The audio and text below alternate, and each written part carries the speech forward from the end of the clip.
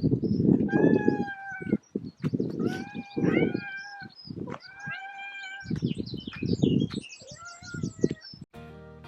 everyone and good morning! Let's start it with a nice and positive vibe and do things that we need to tick off the list first, aren't we?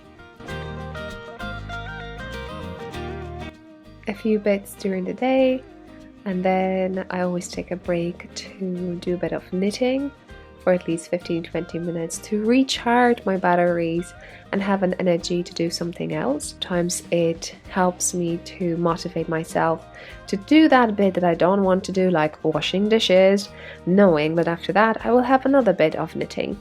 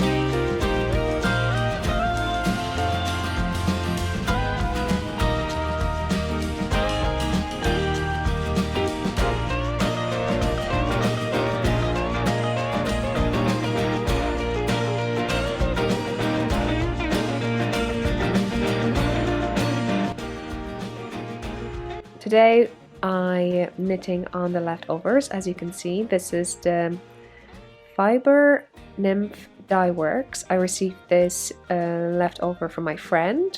I've never really knitted with the yarn from this dyer, but the colors are just breathtaking.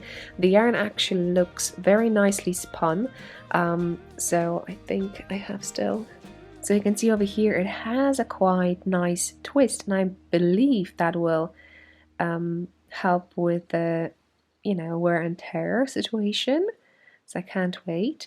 So this is another leftover. Someone was knitting socks too and they had just bits left, and this is what I was able to knit with the first one, and hopefully I'll get the same or slightly more or less height, but I'm not really focused too much about it. My most important thing is the size of the foot, which I do. This is 56 stitches. I have gauge 8 per inch, and the cuff is something that may change, but I think that gives actually a really interesting and handmade feeling with these socks. So right, and I thought it would be a brilliant opportunity to record a tutorial. With this pair I did increased, like here with the method knit through the front and the back loop, and for this one, the second sock, I started with using yarn overs, and the difference between one and another is the purl situation. Over here they're more horizontal, and with the yarn over technique they're more vertical, so they give a slightly different effect. So when I finish socks, obviously on this channel you could see loads of finished object videos. I'm going to show you the difference on the sock blocker. So yeah, knitting takes time, so follow. And here is another beauty that I'm knitting, which is it's in Welsh, but it means spring. Gwawyn, I hope I'm saying it right, and the yarn is beautiful, amazing. I want to knit more with it. Iona, and on Instagram you can find them as Iona Craft Shop. As you could see, they don't have that many followers, and this is not sponsored whatsoever, but I got the yarn during Edinburgh Yarn Festival, so I would say check it out. UK based. I got it cone. So this is it. Let's do all the things around the house. Do you remember I was making a bread? So I left it for 2 hours to go up. Okay, so time to heat up the oven and actually bake it.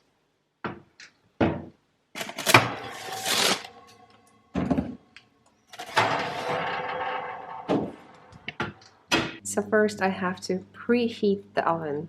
Here is our tunnel and our plants.